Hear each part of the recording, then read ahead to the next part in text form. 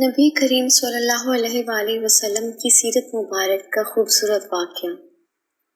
قافلہ ابھی شہر سے تھوڑا پیچھے تھا کہ موسلا دھار بارش شروع ہو گئی۔ اونٹوں پر لدا ہوا سامان تجارت جو کہ کھجوروں اور اناج پر مشتمل تھا بھیگنے لگا۔ بارش سے محفوظ جگہ پر پہنچتے پہنچتے آدھا مال بھیگ چکا تھا۔ منڈی میں پہنچ کر تاجروں نے مال اتارنا شروع کیا۔ ان تاجروں میں ایک بہت معصوم چہرے والا انتہائی خوش شکل نوجوان تاجر بھی موجود تھا۔ اس نوجوان تاجر نے جب اپنا مال اتارا تو اس کو 2 حصوں میں تقسیم کر دیا۔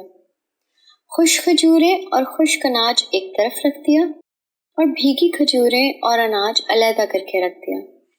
جب خرید و فروخت شروع ہوئی تو نوجوان تاجر کے پاس جو خریدار آتا وہ اسے بھیگے مال کا بھاؤ کم بتاتا جبکہ خشک مال کا بھاؤ پورا بتاتا۔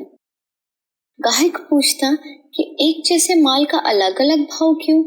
وہ بتاتے کہ مال بھیگنے سے اس کا وزن زیادہ ہو گیا ہے، خشک ہونے کے بعد وزن کم ہو جائے گا، اور یہ بددیانتی ہے۔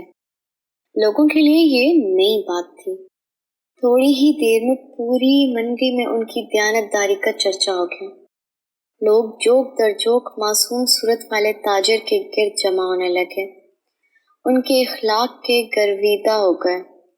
وہ معصوم اور خوش شکل نوجوان ہمارے نبی کریم صلی اللہ علیہ وسلم تھے، محمد رسول صلی اللہ علیہ وسلم۔